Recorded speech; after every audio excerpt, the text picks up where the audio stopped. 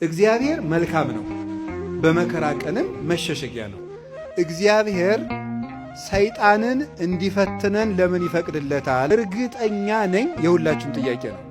እግዚአብሔር መልካም ከሆነ ለምንድን ነው እንደዚህ ያለ ችግር ሲደርስብን ዝም የሚለን? ለምን ዝም ይላል እግዚአብሔር የሚል ነገር አለ። መጽሐፍ ቅዱስንም ስናነብ የሚጋጭ የሚመስል ነገር ብዙ ነገር ታገኛለን። የመጀመሪያው እግዚአብሔር ባህሪው መልካም ነው።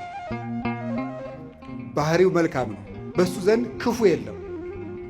አልወ ጽልመት ውስተ መክፈልታቲሁ።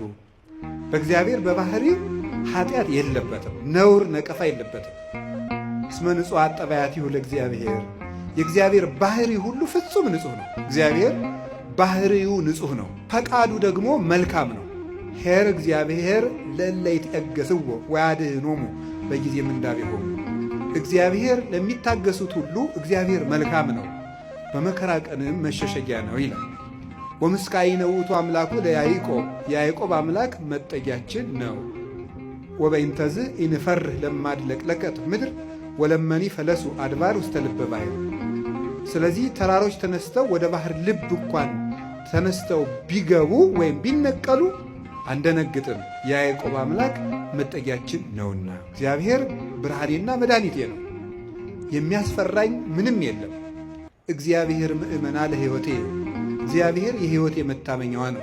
እግዚአብሔር መልካም ከሆነ ቸርም ከሆነ እንዳንጠፋም የሚፈልግ ከሆነ እንድንድንም የሚፈልግ ከሆነ ቸርረኛችንም ከሆነ እሱን ከተጠጋን ምንም የሚነጥቀን ከሌለ በሱ ስም እያመንን እሱን ጥግ እያደረግን የእሱን ስም እየጠራን እየጸለይን እያስቀደስን በጎ እግዚአብሔር የት ሂዶ ክፉ ይደርስብናል የሚል ጥያቄ ሁላችንም እንጠይቃለን። ዲያብሎስ ራሱ ክፉ ነገርን ያመጣና እግዚአብሔር ቸር ከሆነ ክፉ ነገር ለምን አመጣብህ ብሎ ደግሞ ይጠይቃል። ለዚህ መልስ ያጣች ነፍስ በእግዚአብሔር ተስፋ ቆርታ ትኮበልላለች። ኃጢአተኛ ሰው እግዚአብሔርን አወከው ይላሉ ሊቃውንቱ። አወከው ማለት ነው እንዳይምረው ኃጢአት ይጨምራል፣ እንዳይቀስፈው ጥቂት ጥቂት ጽድቅ ይሰራል።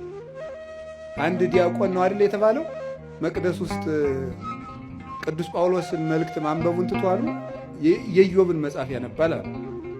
እንዲያው እኮ ይገርማል። እና የሚያነበው ደግሞ አነግስ ብእሴ መደለው የሚለው ነው።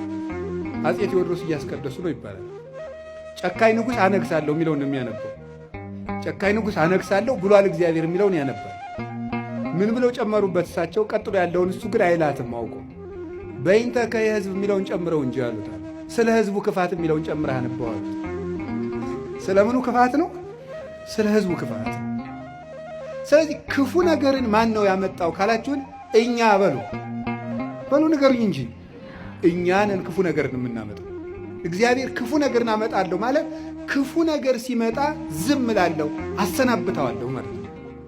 ፈርዖን በእስራኤል ላይ እንዲሰለጥን ዝም እለዋለሁ፣ አሰለጥነዋለሁ። ለምንድን ነው እግዚአብሔር ክፉ ነገር እንዲመጣብን የሚፈቅድ? አይወደንም፣ ይወደናል። አይፈልገንም፣ ይፈልገናል። አያዝንልንም፣ ያዝንልናል።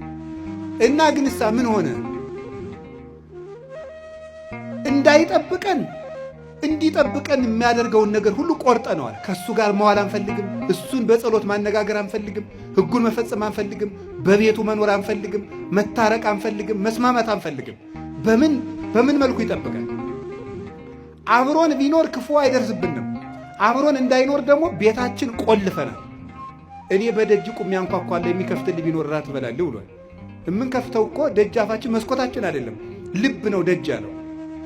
ያን መክፈት ይጠበቅብናል። በየት ይግባ ክርስቶስ እኛ ጋር ለመግባት?